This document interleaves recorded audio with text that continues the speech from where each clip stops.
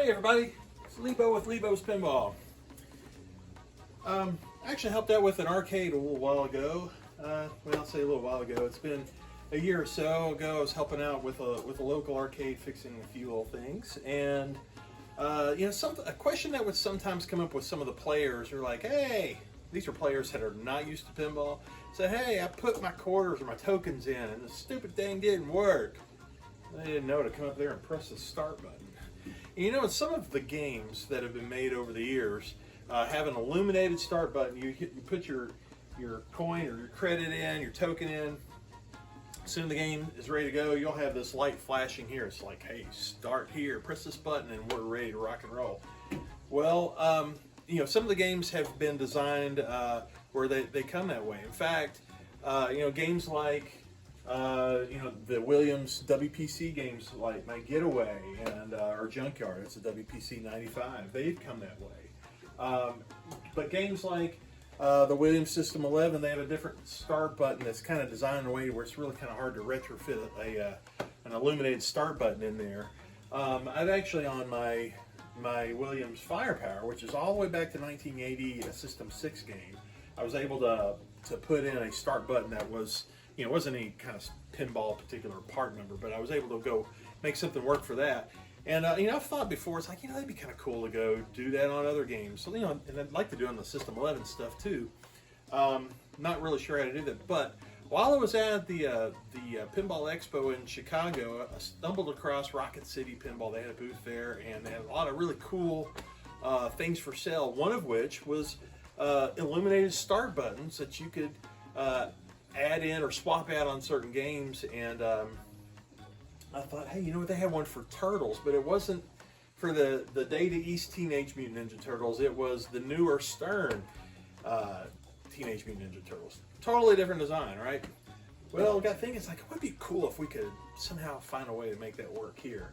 And got talking to the guy there with Rocket City, and he's like, hey, I think we can do this. So I came back home, brought some parts back, needed a little bit of a tweak, and he took care of me. And I've got an extra little part here to kind of adapt it in. So what we're going to do today is we are going to see if we can make this work. Let me show you what this whole kit's going to look like. It's got, here's the button, there's an adapter for it, you've got and the lights that come with it, but it should be pretty straightforward with taking this switch out, mounting in the new one, and hooking things up. And anyways, enough of my yapping. Let's see if we can make this happen. Here we go. Of course, the first thing we gotta do is turn the power off and open the coin door, unlock the lock bar. Let's take the glass off, slide this out, put it to the side, and not break it. All right, and then now we're gonna lift this up just a little bit here. We're gonna go ahead and take out the balls.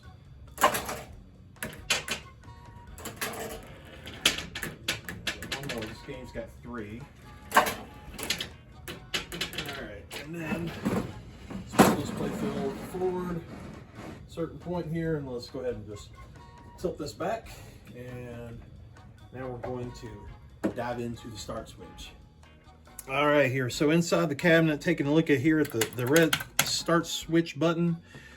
First thing we want to do is actually take this switch and kind of pop it out of this whole little button. So just kind of give it a little bit of a twist, and it should just pop free. There we go. Just gotta be careful with it, but there you go. Just basically just kind of hang it to the side.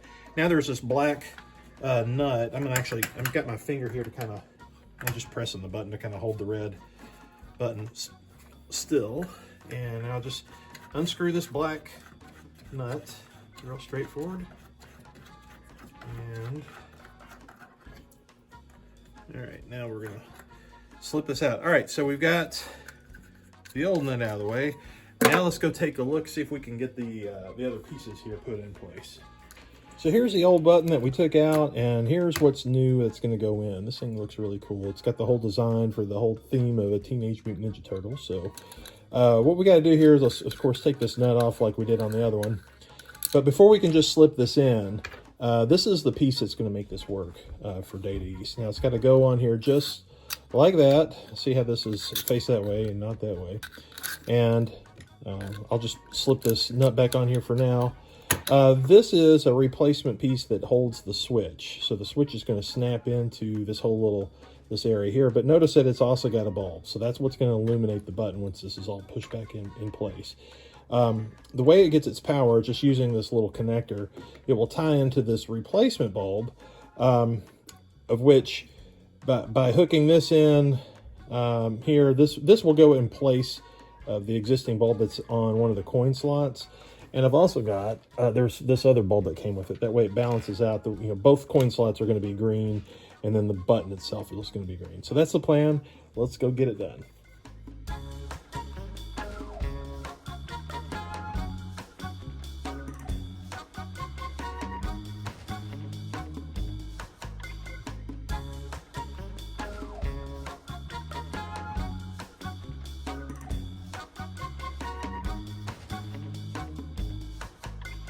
All right, so we got the button put in place, got the nut on the back. Now it's time to put in this, the switch holder / light bulb holder. So the way this one goes in is basically just have to kind of get, it's like screwing it in place, or you just have to find the slot here, get it kind of positioned like this, and then we're gonna push it and give it a turn. At the same time, I'm gonna actually hold the button just to keep it from twisting around. I did try to get this nut, pretty tight by hand, just so it won't move around, but I'm just going to try to hold this while I get this engaged here. And so see if we can get this here. There we go. All right, so now this little holder is in place. I'm going to move these wires out of the way, and now we're going to find this switch again. Let's fish this up here. And there's a couple little nubs. So there's a little tiny post right here, and then there's one on this other side here. And basically where those little holes are in the switch, you're trying to get it to line up to where it'll drop right in. And this will take a little bit of finagling, if that's a word. It's a word I use. So we can get this in here. It takes a bit of work, but okay, come on. I think I just about got it. Get in there. All right, I was having a little bit of trouble trying to get this switch to pop in, and I took a 1/8 inch drill bit and just kind of checking the holes. This is the way it's going to go in, and it's going to be a little nub snapping in right here and one right here. If I put this bit up here, it drops in pretty easily. Very, I don't want to say interference fit, but it's very, very, very close.